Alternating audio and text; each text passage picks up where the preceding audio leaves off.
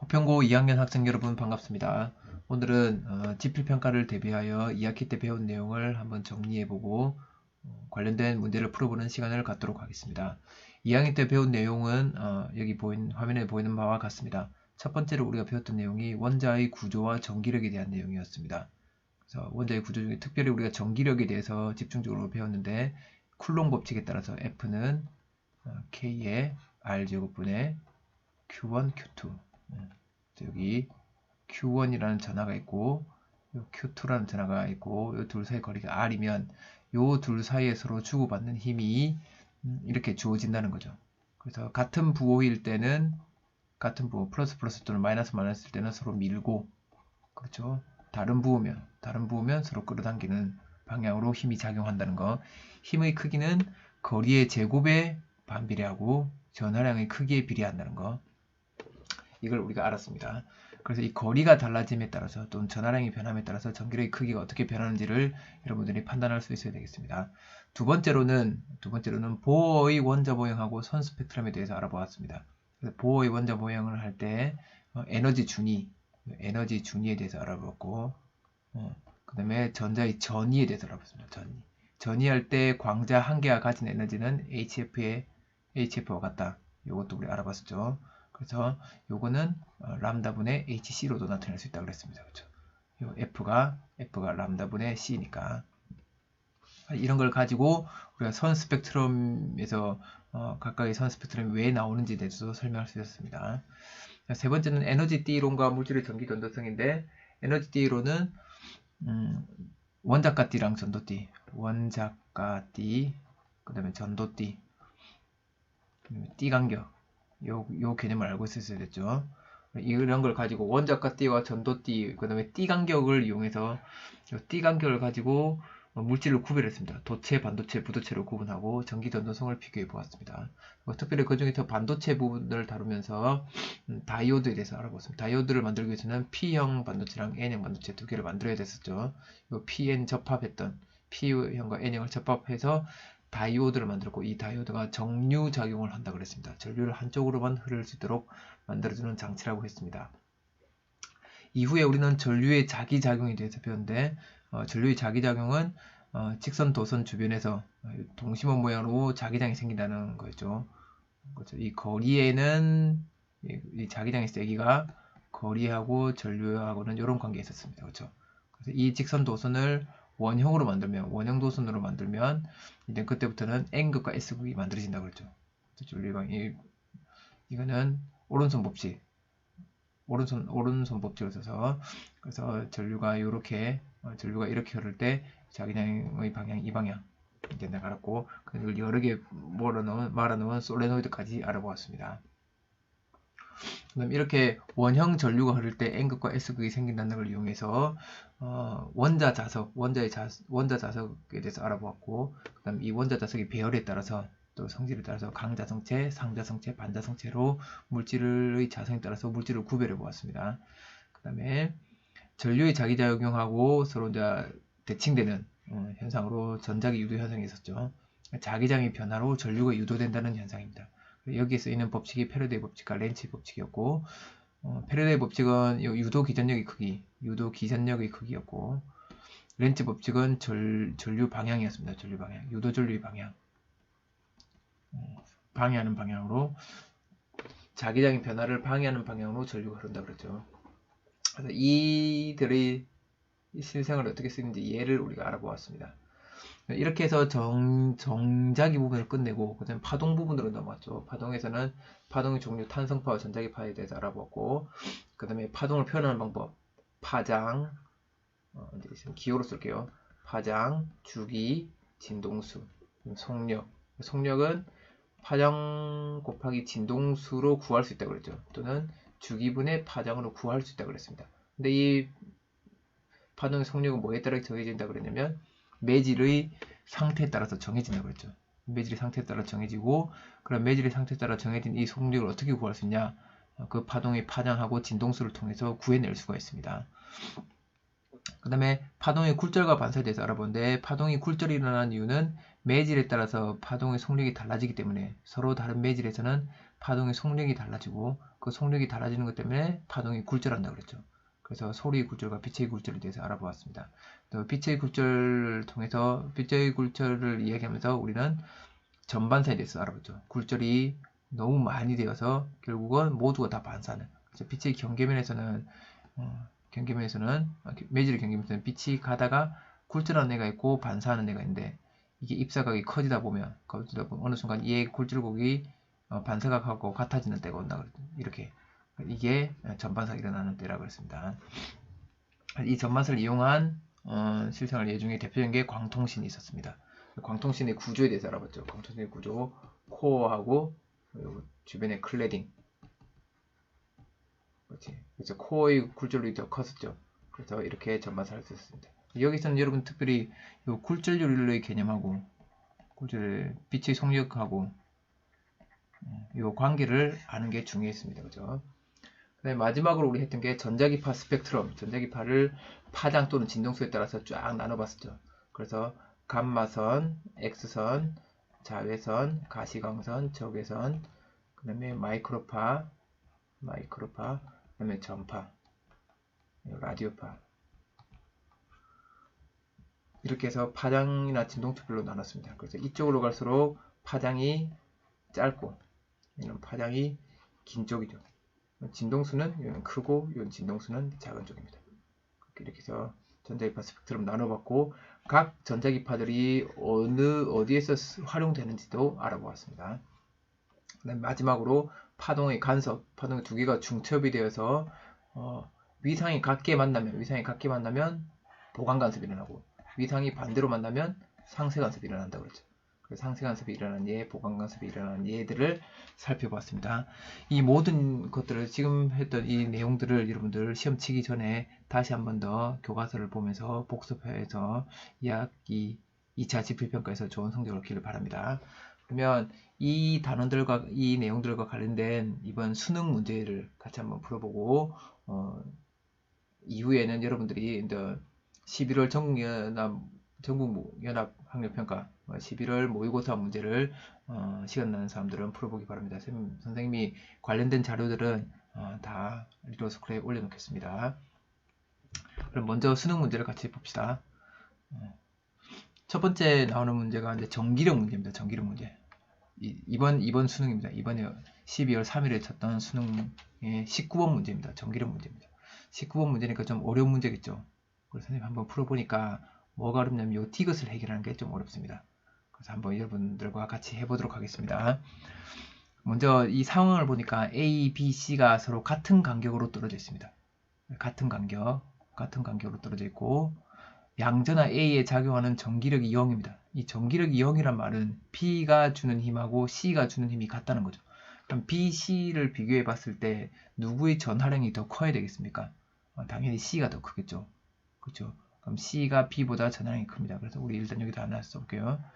QC가 QB보다는 전하량이 큽니다. 이걸 우리가 알 수 있죠. 멀리 있는데도 가까이 있는 거하고 힘이 똑같이 작용해서 A의 작용은 R점이 0이 되게 만들어야 되니까. 그럼 얘가 0이 되려면 얘가 플러스 되고 플러스에서 서로 플러스가 돼서 A를 밀고 C는 마이너스가 돼서 끌어당기든지 아니면 B가 마이너스가 되고 끌어당기고 C가 플러스가 되어서 밀든지 요 둘 중에 하나입니다. 그죠? 플러스 마이너스 또는 마이너스 플러스입니다.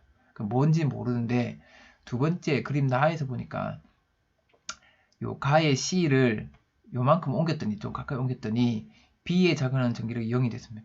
여기에 작용하는 전기력이 0이 됐습니다. 여기에서 0이 되려면 만약에 B가 플러스다.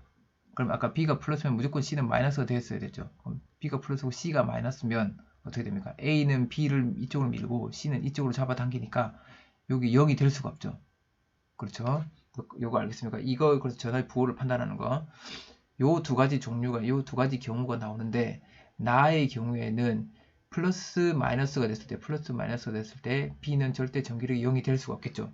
그래서 얘는 아니라는 거죠. 그럼 플러스 마이너스가 아니라 마이너스 플러스가 돼야 A가 이쪽으로 잡아당기고 C도 이쪽으로 잡아당겨서 0이 되는 거죠. 그렇죠? 그럼 여기서 보니까 B의 작용은 전기력이 0이 되니까 그럼 A하고 C 중에서 누가 전하량이 더 큽니까? C는 가까이 있는 거고 A는 멀리 있습니다. 근데도 둘의 합력이 0이 돼야 되니까 그럼 A가 더 전하량이 크죠. 더 큰 전하를 갖고 있어서 더 멀리 있어도 가까이 있는 C하고 똑같은 힘을 줄 수 있다는 거예요. 그래서 QA가 제일 크겠네요. 그러면 전하량의 크기는 이렇게 비교할 수가 있습니다. 그렇죠? 그럼 일단 여기는 전하의 부호를 우리가 다 마이너스하고 플러스로 이렇게 바꾸겠습니다. 됐죠? 그럼 C는 일단 양전하이고 전하량의 크기는 B가 A보다 작다. 네, 크다 틀렸습니다. 그럼 마지막에 디귿입니다. 그렇죠? 디귿 가에서 C에 작용하는 요 가에서 요 C에 작용하는 전기력의 방향은 어느 방향일까? 그럼 C에 작용하는 힘은 도대체 어느 방향으로 작용할까? 알짜임이 그걸 한번 따져보겠습니다. 그럼 이거는 가나 모두를 다 같이 고려해 봐야 됩니다. 어떻게 고려하냐? 같이 봅시다. A에 작용하는 힘이 0입니다. 그럼 A에 작용하는 힘은 C가 A에 주는 힘이 있죠. C가 A를 미는 힘이 있습니다. C가 A를 이렇게 표시해 볼게요. 그럼 요걸 점을 찍어 볼게요. C가 A를 미는 힘. 그럼 이거에 대한 반작용 힘으로 A가 C를 밀겠죠. 요렇게 밉니다. 요거. 그렇죠? 요 두 힘은 같은 힘이죠. 크기가 같죠? 그 다음에 B가 A를 끌어당기는 힘이 있습니다. 근데 요 끌어당기는 힘은 요 힘하고 같아야 됩니까? 달라야 됩니까? 같아야 되죠. 이 알점이 0이 돼야 되니까. 그럼 B가 A를 끌어당기는 힘, 요 힘하고, 그렇죠? 요 A가 B를 끌어당기는 힘, 요 힘도 같습니다. 그렇죠? 그럼 요렇게 같습니다. 그렇죠? 그럼 지금 이렇게 주어진 힘 4개가 서로 다 같은 힘입니다. 그러면 나 상황이 왔을 때는 어떤 두 힘이 지금 요 가에서 어떤 힘이 지금 남아있냐면 나에서는 여기 AB 사이의 거리는 변함이 없죠. 그래서 AB 사이에 주고받는 힘 요거는 가랑 똑같습니다. 이렇게 가랑 똑같습니다. 됐죠? 그럼 그 상황에서 이제 A하고 C를 봅시다. A하고 C를 비교해 보니까 요 B에 작용하는 힘이 요 A가 B에 작용하는 힘하고 C가 B에 작용하는 힘이 같아야 됩니다. 그러면 C가 B를 끌어당기는 힘이 요게 또 같아야 됩니다. 그렇죠? C가 B를 끌어당기는 힘. 그러면 이거는 B가 C를 끌어당기는 힘 요거 같습니다. 그럼 여기서 보세요. 여기서 이제 B가 C를 끌어당기는 힘 요게 이제 궁금한 거죠. 요게 요 B가 C를 끌어당기는 요 힘이 얼마나 되는지 알아야 요거랑 비교해서 C에 작용하는 힘을 구할 수 있습니다. 근데 보세요. C가 B에 가까이 왔을 때 가까이 오니까 요 두 힘이 같아졌죠. 가까이 오니까 요 힘들이 다 같아졌습니다. 그렇죠? 그러면 처음에 멀리 있을 때는 요 점으로 찍힌 요 힘보다는 크기가 작아져야 될까요? 커져야 될까요? 지금 여기 이것보다 가까이 있으니까 이게 더 멀리 떨어져 있었으면 여기 있으면 요 힘보다 이 점 찍힌 힘보다는 크기가 작겠죠. 가 상황은 더 멀리 떨어져 있는 상황이니까 이 점보다는 이 빨간 점 찍힌 요 힘보다는 크기가 작습니다. 그렇죠? 그래서 요 힘을 더 작게 그릴 수 있는 거죠. 힘이 더 작습니다. 이렇게. 네. 그래서 C 전체를 보니까 C는 오른쪽 주는 힘이 요 힘이 더 큽니다. 그래서 플러스 X 방향으로 힘이 작용한다는 걸 알 수 있죠. 이건 좀 어렵죠. 그렇죠. 이 디귿을 해결하는 게 어렵습니다. 네, 그래서 이걸 해결해 보면 1번이 답이라는 걸 알 수 있습니다. 자, 이번 문제는 보어의 수소원자 모형입니다. 보어의 수소원자 모형은 어려운 문제가 아니죠. 이거는 이 기본적인 내용들만 여러분들 잘 이해하고 있으면 충분히 풀 수 있는 문제입니다. 이 에너지 준위에서 전자가 전이할 때 높은 에너지 준위에서 낮은 에너지 준위로 떨어질 때는 빛을 방출하고 이때는 방출하죠. 빛을 다 방출하고 낮은 에너지 준위에서 높은 에너지로 올라갈 때는 빛을 흡수해야 됩니다. 이때 튀어나오는 게 이제 광자 한 개가 튀어나오는 거죠. 이때 나오는 광자 한 개의 에너지는 HF인데 이 광자 한 개 에너지는 뭐 하고 같냐면 에너지 준위 사이에 요 B 같은 경우 3에서 2로 떨어질 때는 이 에너지 3에서 가진 요 에너지 준위랑 2로 떨어질 때 요 에너지 준위 요 차이만큼이 그래서 m 빼기 2n 이렇게 두 에너지 준위 에너지 준위의 차이만큼의 빛이 나온다는 거죠. 그만큼 에너지를 가진 빛이 나온다. 요 내용만 여러분들 알면 이 내용들을 다 해결할 수 있습니다. 그렇죠? 그러면 여기서 보니까 기억은 C에 의해 나타난 스펙트럼 선이라고 합니다. 기억은 C에 의해입니다. C는 보니까 4에서 2로 떨어진 선입니다. 그럼 이건 4에서 2로 떨어진 선입니다. 그 다음에 여기 나온 거는 방출되는 빛의 스펙트럼입니다. 방출되는 거는 B, C, D밖에 없죠. A는 흡수하는 거고 B, C, D가 방출입니다. 그러면 오른쪽으로 갈수록 파장이 증가한다고 했으니까 파장이 증가하면 진동수는 작아지죠. 그렇죠. 진동수 작아지면 그럼 진동수가 작아지면 에너지는 작습니다. 그럼 에너지가 작은 쪽입니다. 오른쪽으로 갈수록 에너지가 작습니다. 그럼 이 셋 중에서 에너지가 제일 작은 게 뭡니까? 당연히 B죠. B. 이건 B입니다. B. 이게 B이고 요게 C인 거고 그럼 요 맨 바깥쪽에 있는 맨 왼쪽에 있는 거 요거는 D죠. D고 요건 5에서 2로 떨어진 거 B는 3에서 2로 떨어진 겁니다. 이렇게 우리가 다 파악이 되는 거죠. 그럼 이걸 가지고 한번 해봅시다. 기억 A에서 흡수되는 광자 한계 에너지. A에서 흡수되는 거는 요 에너지 차이만큼 흡수되겠죠. 그러면 1.51에서 0.54를 빼면 되겠네. 1.51에서 0.54를 빼면 그럼 이렇게 되면 어쨌든 1.51은 아니겠죠. 되겠죠. 그래서 이건 틀렸습니다. 이거 막 굳이 뺄 필요가 없다 그죠? 니은 봅시다. 방출되는 빛의 진동수는 뭐하고 비례합니까? 에너지랑 비례하는 거죠. 에너지는 결국 요 화살표 길이입니다. 그죠? C하고 B를 보면 에너지의 크기는 C가 더 크죠. 그럼 진동수도 C가 더 크겠네요. C에서가 B에서보다 더 크다. 맞습니다.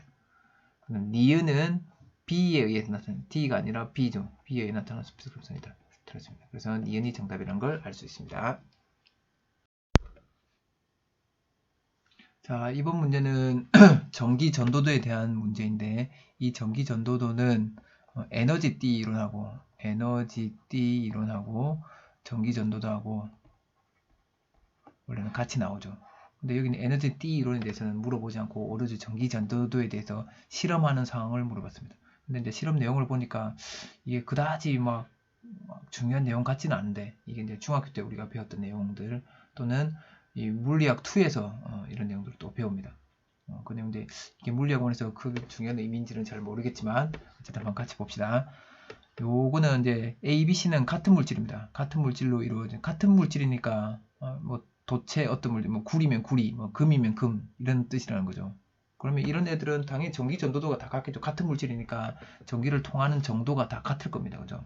전기 전도도는 같은 거고 그럼 이 물질들 저항값은 당연히 여기 보니까 제곱 센티미터는 뭘 구한 겁니까? 면적을 구한 거죠. 그럼 뭘 구한 거냐면 결국은 저항을 구할 때 저항값을 구할 때는 요 단면적을 구합니다. 단면적. 요 단면적하고 요 길이 값에 따라서 저항값이 정해집니다. 저항값은 보통은 단면적이 크면 클수록 이 면적이 넓으면 넓을수록 저항이 작아지고 길이가 길면 길수록 저항이 커지는 거죠. 그래서 저항값은 이렇게 정의가 되는데 이렇게 이제 구할 수가 있는데 이게 제가 선생님이 또 물리학원 수업에서 이런 거에 대해서는 뭐 중요하게 우리가 다루지 않았었죠. 이거 한번 문제나 같이 한번 보기는 봅시다. 그럼 이거는 보니까 단면적은 다 같고 요 기억은 단면적 맞겠죠? 단면적은 기억에 해당된다 맞겠죠? 그 다음에 길이가 하나 둘 셋 늘어나고 있습니다. 그렇죠? 그러면 니은은 50보다 크겠습니까? 작겠습니까? 길이가 짧으니까 저항이 작겠죠? 그렇죠? 니은은 50보다 작습니다. 그 다음에 요 전기 전도도를 보니까 전기 전도도는 막대의 길이에 관계없이 일정하다. 바로 알 수 있죠? 그래서 이 문제는 뭐 특별히 왜 나왔는지는 잘 모르겠지만 수능에서 왜 이 문제를 냈는지 잘 이해는 되지 않지만 어쨌든 나왔으니까 풀어봤습니다. 실제로 우리가 배운 거는 이게 아니라 이런 부분이 아니라 이런 거죠. 에너지 띠 구조하고 전기 전도성을 서로 비교하는 이런 걸 가지고 서로 찾아내는 이런 것들인데 이거는 전국연합 학력평가 문제니까 여러분들 스스로 한번 풀어보기 바랍니다.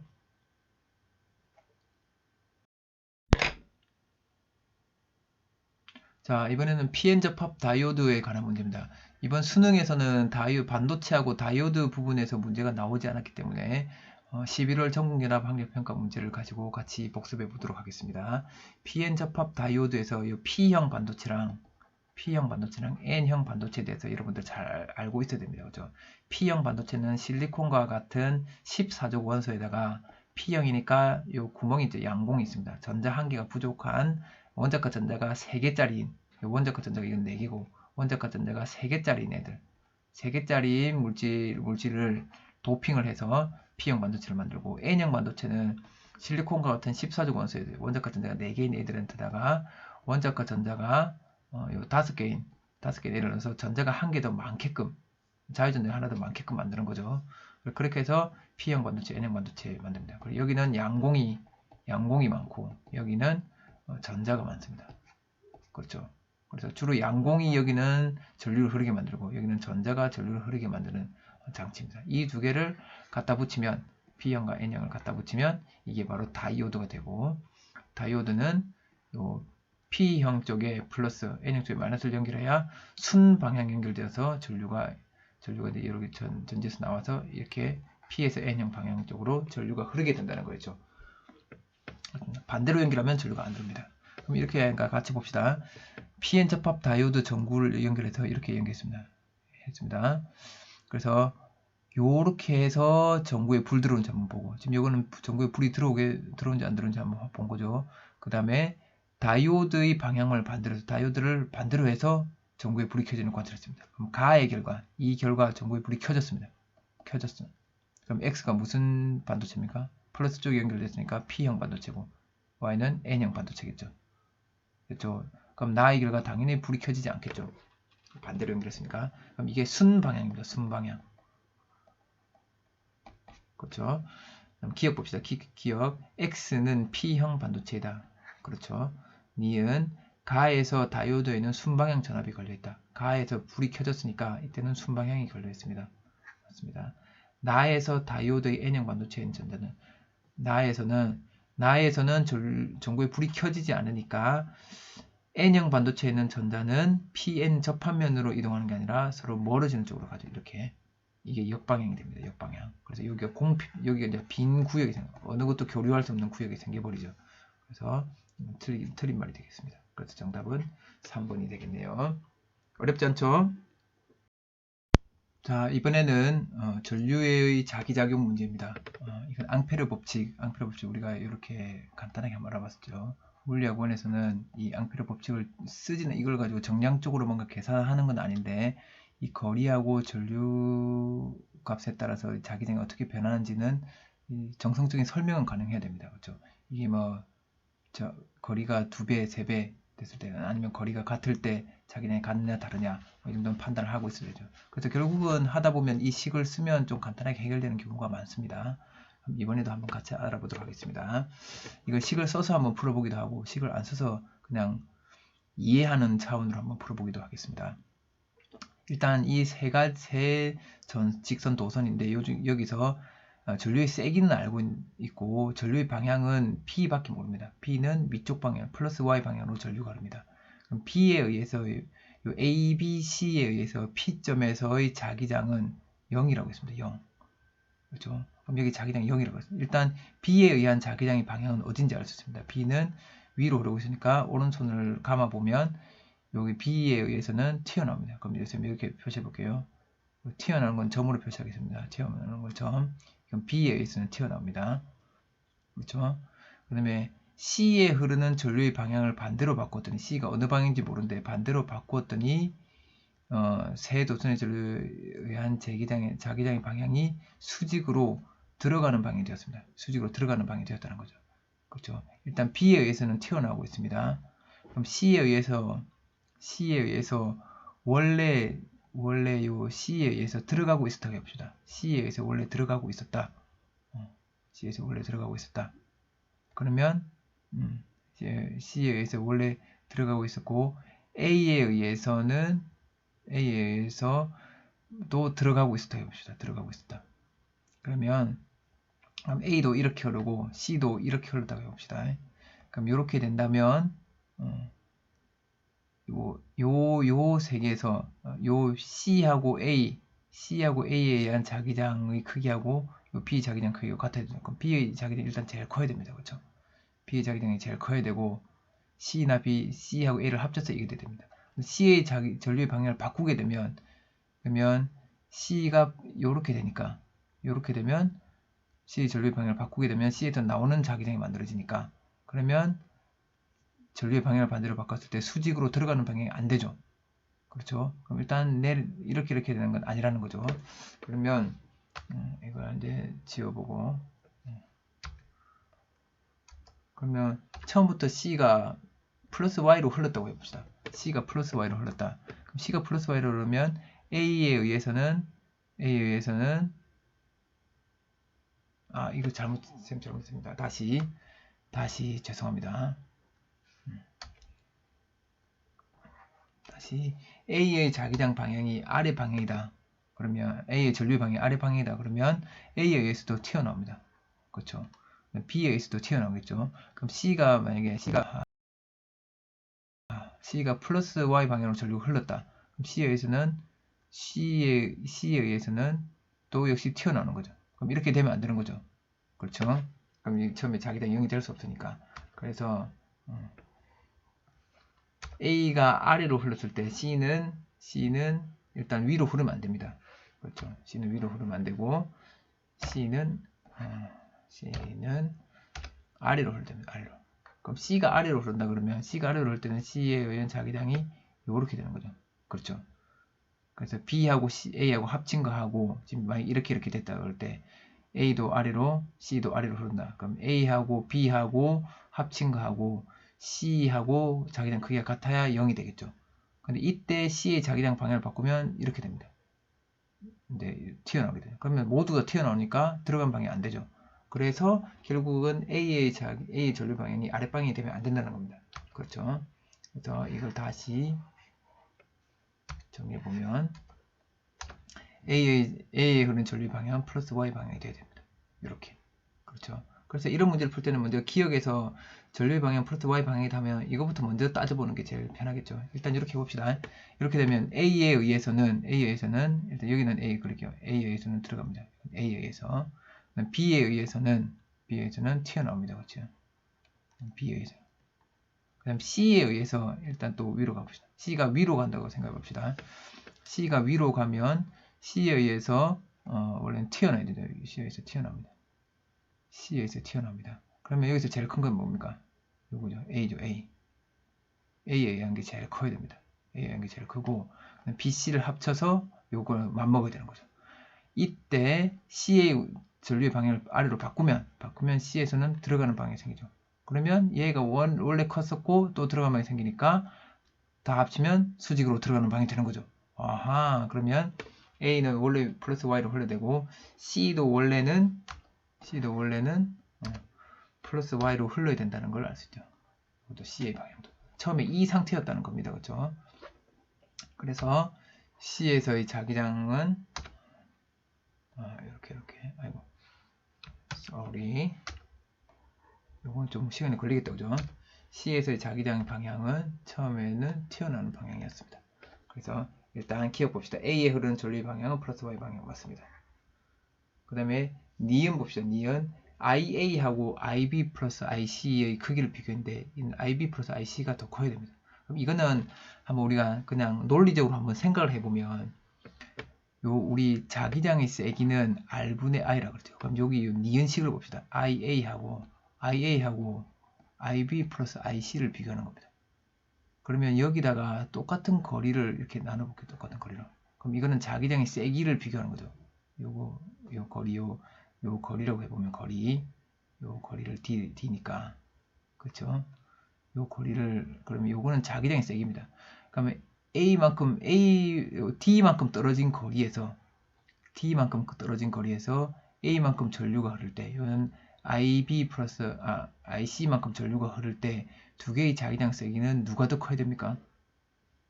지금 여기 보니까 B하고 A는 서로 D만큼 똑같은 간격 떨어져 있죠. 그럼 C는 지금 더 멀리 떨어져 있습니다. 그렇죠. 근데 이걸 지금 이 말은 뭐냐면 C를 완전 일로 갖다 붙인다는 거죠. 갖다 붙여서 여기에 B랑 C가 같이 흐르게 만들면 이렇게 만들면 그러면 A랑 비교했을 때 자기장 세기가 얘가 더 커지는 거죠. 그렇죠. 지금은 C가 멀리 떨어져 있어서 지금 서로 같아진 거죠. 요 두 개 합친 거랑 이거랑 같아졌죠. 근데 C를 이리로 당겨오면 그냥 얘가 더 커지겠죠. 이 값이 더 커집니다. 그럼 그거는 이렇게 식으로 써볼 수가 있는데 A 전류랑 B하고 C 합친 전류랑 같은 거리에 있을 때는 당연히 얘가 더 큽니다. 그래서 DG를 이렇게 나누면 결국은 요런 식을 우리가 찾아낼 수 있는 거죠. 그렇죠? 그럼 이거는 우리가 한번 생각해 보니까 이 말은 지금 C가 멀리 떨어져 있는데 C를 B에 있는 자리로 같이 가까이 가져와서 A하고 요 B하고 C 요 두 개 합친 거랑 A 하나랑 P로부터 같은 거리 떨어져 있으면 도대체 누구의 자기장이 더 세겠냐 이렇게 비교해보면 바로 판단할 수 있는 거죠. 그럼 이게 안 되면 우리 요 식을 그대로 한번 써봅니다. 식을 써보면 지금 여기서 한번 요 자기장 관계를 비교해보면 P점에서 자기장은 요 A는 D만큼 떨어져 있는데 요 IA랑 요거랑 뭐하고 같았냐면 D만큼 떨어져 있는 IB하고 그 다음에 요 D보다 더 떨어진 이거는 쌤 크게 뭐라 할까요? 그냥 큰 D라고 해요. 큰 D. 큰 D만큼 떨어진 곳에 있는 IC 합친 거랑 요렇게 자기장이 같아져요. 이 자기장을 원래는 이제 요 는으로 하려면 K를 붙여야 되는데 어쨌든 그렇습니다. 그러면 양변에 다 D를 나눠볼게요. D를 나누면 IA는 D를 곱해봅시다. D를 곱하면 IA는 IB 플러스 D분의 D IC입니다. IA라는 애는 요 두 개 합친 거하고 크기가 같아야 되는 거죠. 그러면 IB 플러스 IC랑 비교해보면 당연히 이건 D분의 D니까 요거는 IC보다는 작은 애죠. 거기다가 IC를 이제 더해버리면 당연히 얘가 더 크겠죠. 그래서 얘는 맞는 말입니다. 그렇죠? 이렇게 그냥 식으로 풀어도 상관없겠습니다.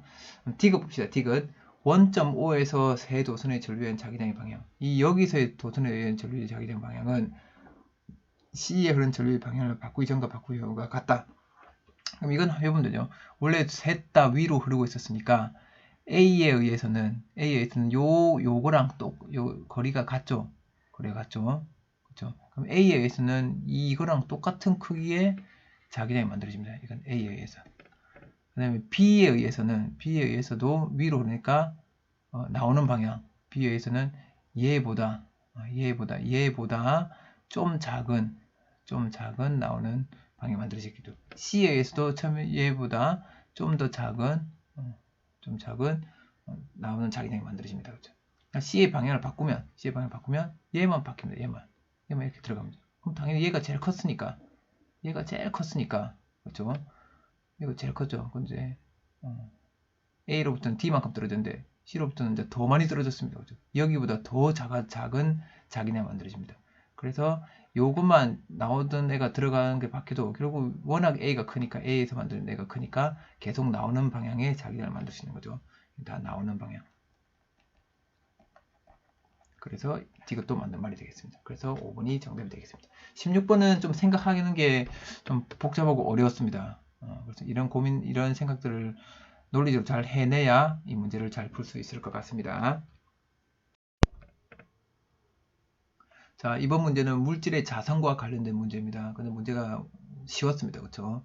수능 문제에도 불구하고 너무나 쉬웠습니다. 그럼 여기는 전자석에 철못이 붙어 있는 모습입니다. 근데 이 전자석하고 분리를 시켰는데도 철못에 클립이 달라붙습니다. 그럼 철못이 이게 이제 자석으로 변했다는 거죠. 그럼 결국 이게 어떤 물질입니까? 이게 강자성체입니다. 외부 자기장이 사라져도 자성을 유지하는 강자성체입니다. 강자성체에 클립이 달라붙었습니다. 클립도 뭐 됐습니까? 자기화됐겠죠.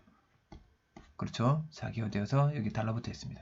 그럼 여기가 그러면 이제 철못의 끝이 여기가 무슨 극인지 알아보는 게 중요하죠. 그럼 이건 전류의 방향을 보니까 전류가 뒤에서부터 감고 들어옵니다. 그럼 오른손으로 여러분 손으로 감아 보세요. 그럼 엄지손가락 이쪽을 향하죠. 이쪽이 N극입니다. N극이면 요 철못의 대가리 부분은 S극으로 좌기화될 거고, 그러니까 N극이 된단 말은 자기장 방향이 오른쪽으로 향한다는 거죠. 그럼 철못의 원자들도 자기장 방향을 오른쪽으로 향해서 이렇게 배열을 할 겁니다. 그럼 이 화살표 끝이 향하는 부분이 N극이고 요 시작되는 부분이 S극이 되는 거죠. 근데 끝부분은 N극이 됩니다. 그래서 철못은 강자성체에다 맞다. 철못의 끝은 요 끝부분은 N극을 띠겠죠. 나에서 클립은 자기화되어 있죠. 그렇죠. 그래서 기억 디귿이 정답이 되겠습니다. 이번에는 전자기 유도 현상과 관련된 문제입니다. 금속 고리를 이렇게 자기장 영역에다 놓아두는데 이 자기장의 세기가 이 오른쪽 그래프와 같이 변했습니다. 그러면 우리 유도 기전력은 우리 패러데이 법칙을 써보면 델타 t분의 델타 파이였습니다. 요거는 마이너스 n의 델타 t분의 델타 b 곱하기 a 이렇게 됐었죠. 그러면 이 유도 기전력은 유도기둥에 의해서 전류가 흐르는데 유도전류는 언제 흐르냐? 시간에 따라서 자기장이 변하든지 면적이 변하든지 하면 유도기둥이 생긴다고 그랬습니다. 그럼 여기서 변하는 건 뭐였습니까? 이 자기장이 변하죠. 그럼 시간에 따른 이 자기장의 변화가 크면 클수록 유도전류가 세게 흐르는 거고 유도기둥이 큰다는 거고 그걸 알 수 있는 거죠. 이게 변화가 없으면 유도전류는 안 흐릅니다. 그럼 봅시다. 1초일 때 1초가 되면 얘는 자기장 변화가 없죠. 1초 때는 변화가 없습니다. 그럼 유도전류는 흐르지 않습니다. 그렇죠. 유도전류의 방향은 3초일 때 보니까 감소하고 있죠. 그럼 감소하는 거니까 감소하는 걸 막는 방향으로 자기장이 자기장 안으로 들어가고 있는데 이거 감소하는 걸 막는 방향으로 여기서는 7초일 때, 6초일 때는 증가하고 있습니다. 그럼 이건 증가하는 걸 막는 방향으로 감소하는 걸 막는 방향, 증가하는 걸 막는 방향이니까 서로 방향이 서로 반대겠죠. 그렇죠? 이거는 감소를 막는 거, 이건 증가를 막는 거니까. 그렇죠? 유도전류의 세기는 시간당 변화율을 봐야 됩니다. 시간당 변화율. 그러면 요거 7초일 때는 시간 하나, 둘, 셋, 넷, 4초 동안 2가 변한 거고 그 다음에 4초일 때는 하나, 둘, 셋, 3초 동안 3이 변한 겁니다. 여기가 훨씬 더 많이 변했죠. 7초일 때 4초보다 큰 건 아닙니다. 그렇죠? 반대가 되겠죠. 그래서 기억 니은이 정답이 되겠습니다. 자, 요 그림은 가나 다는 빛의 굴절, 소리의 굴절, 또 여기 또 빛의 굴절에 대한 내용입니다. 그렇죠? 근데 지금 여기 파동이 꺾여서 가는 모습이 똑같습니다. 그렇죠? 똑같습니다. 파동이 굴절하는 이유는 뭐라 그랬냐면 속도 차이, 매질에서의 속력 차이 때문이라 그랬습니다. 그럼 일단 공기 유리에서 이렇게 보니까 어디가 속력이 더 빠릅니까? 그럼 법선을 그어보면 알죠. 이 각도를 비교해 보면 안다 그랬습니다. 각도가 크면 클수록 여기는 빠른 곳이고 여기는 느린 곳입니다. 그렇죠? 그럼 여기서도 보니까 소리도 마찬가지 이렇게 휘었고 여기서 뜨거운 뭐 이렇게 작은 공기인데 빛도 이렇게 휘었습니다. 그럼 이런 식으로 이 가처럼 다 휘어졌다는 말은 위로 올라가면 올라갈수록 속력이 점점 느려진다는 뜻이겠죠. 그럼 속력이 느린 곳은 굴절률이 크다는 걸 우리가 굴절률 정의로부터 알았습니다. 그렇죠? 그래서 기억 봅시다. 가에서 굴절률은 유리가 공기보다 크다. 맞죠? 나에서 소리 속력은 위로 가면 갈수록 느려져야 됩니다. 이렇게 휘어지려면 차가운 공기로 갈수록 속력이 느립니다. 틀렸죠? 다에서 빛의 속력은 뜨거운 공기가 차가운 공기에서보다 크다. 속력은 뜨거운 공기에서 더 빨라야 되는 거죠. 그래서 이것이 맞습니다. 그래서 4번이 정답이 되겠네요. 이 문제도 뭐 쉽습니다. 자, 이번에는 전반사와 광통신 문제입니다. 전반사 광통신에서는 여러분들이 반드시 알아야 될 개념이 임계각이라는 개념이었습니다. 임계각. 그 다음에 전반사 조건이에요. 전반사 조건. 그렇죠. 그 다음에 임계각이 어떻게 하면 조절될 수 있냐. 임계각이 어떻게 조절할 수 있는지에 대해서 여러분 알아야 됩니다. 그렇죠. 두 물질 사이의 굴절률 차이가 크면 클수록 임계각이 작아집니다. 그렇죠? 그 사실 우리가 알아봤었죠. 그럼 기억을 같이 봅시다. 요렇게 이제 썼더니 요 세타1이 뭐라 그러냐면 여기 이제 가에서 세타1은 x와 y 사이의 임계각이라고 했습니다. 임계각. 요 세타1이 지금 x와 y 사이의 임계각입니다. 그렇죠? 그럼 세타1보다 더 작은 각도 이렇게 빛이 들어가면 얘는 전반사를 못 하는 거고 얘부터 큰 각도로 들어가면 그때부터 전반사가 가능하다는 거죠. 그렇죠? 그다음에 굴절률은 z가 x보다 큽니다. 굴절률 x, y 사이의 임계각이 세타1이라면 요는 z는 x보다 굴절률이 더 큽니다. 그러면 요 y랑 굴절률 차이가 더 큰 거죠. 그러면 임계각은 세타1보다 작아지겠죠. 그래서 일단 이해해 봅시다. z와 y 사이의 임계각은 세타1보다 작습니다. 그 다음 틀렸죠. 일단 니은이 틀렸다는 걸 우리가 알 수 있습니다. 그 다음에 기억 봅시다. 가에서 A를 세타보다 큰 입사각으로 X에 입사시키면 요거보다 세타는 더 큰 각도로 입사시켜 보겠습니다. 이렇게 더 큰 각도로 입사시켰습니다. 입사시키면 얘가 늘어났으니까 지금 이 각도도 더 커져야 되죠. 그래서 얘는 이렇게 꺾여야 됩니다. 이렇게. 그러면 어떻게 됩니까? 요 각도가 세타1보다 더 작아지죠. 임계각보다 더 작아지게 입사합니다. 그럼 얘는 굴절해야 되죠. 이렇게. 전반사 할 수가 없습니다. 그렇죠? 그래서 전반사 하지 않는다. 맞습니다. 디귿 나에서 A는 Z와의 경계면 나에서 A는 이제 세타 제로로 썼습니다. 그러면 Z는 Z는 X보다 굴절률이 더 크다 그랬습니다. 그러면 속력이 더 느린 거죠. 그럼 속력은 요 각도랑 관련있다 그랬죠. 그럼 이 각도보다 속력이 더 느려야 되니까 이 각도보다 더 작게 꺾게 됩니다. 더 작게 꺾이면 요렇게 꺾이는 거죠. 요렇게. 그러면 여기 입사각이 요 각이 세타1보다 더 커집니다. 세타1보다 보다 큽니다. 그럼 세타1보다 더 큰데 요 y하고 z 사이의 임계각은 세타1보다 작죠. 임계각은 세타1보다 더 작습니다. 근데 세타1보다 더 큰 각도로 들어갔으니까 당연히 전반사겠죠. 그래서 경계면에서 전반사다. 맞습니다. 그래서 기억 디귿이 정답이 되겠네요. 자, 이번에는 쉬운 문제, 전자기파 스펙트럼 문제입니다. 이 문제는 그냥 거저주는 문제입니다. 여러분들 요 전자기파 스펙트럼만 잘 기억하고 있으면 되겠습니다. 이건 여러분들 기본 상식으로 이제 알아야 되는 거죠. 이거는 뭐 시험 치기 위해서뿐만 아니라 오늘 현대 사회를 살아가는 여러분들이라면 기본적으로 전자기파의 종류 정도는 알고 있어야 됩니다. 그러면 여기 보니까 파장이 제일 짧으네. 파장이 제일 짧다는 말은 여기는 진동수는 제일 큰 쪽입니다. 진동수가 제일 큰 쪽. 그렇죠. 감마선이고 감마선보다 진동수 좀 작은 애가 X선. 그렇죠. 그 다음에 자외선이고 그 다음에 이 가시광선 우리 눈으로 볼 수 있는 가시광선 영역입니다. 그 다음에 빨간색보다 파장이 좀 기네. 이게 적외선. 그 다음에 적외선하고 라디오파 사이에는 얘가 마이크로파. 이게 통신에서 많이 쓴다고 그러죠. 통신. 그래서 와이파이나 블루투스 와이파이 이런 거 다 마이크로파입니다. 휴대전화. 그 다음에 위성 안테나 이런 거 다 마이크로파입니다. 진동수는 C가 A보다 크다. 진동수는 이쪽으로 감마선 쪽으로 갈수록 커집니다. 그럼 C가 A보다 작겠죠? 틀렸습니다. 공항에서 수화물 검사를 사용하는 X선은 A에 해당된다. 맞네요.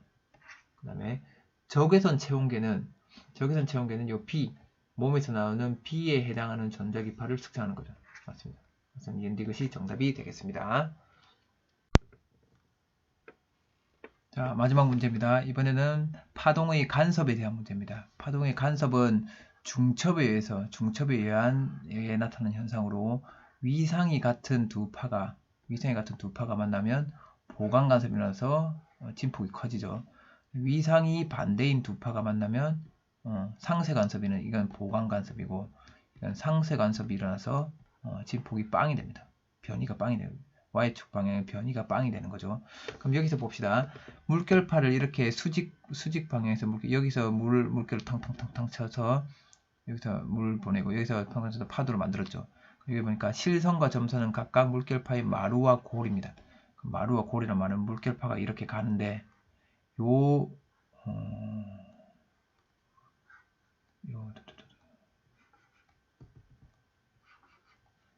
마루 부분은 실선으로 나타내고 요 골 부분은 점선으로 나타냈다는 뜻이죠.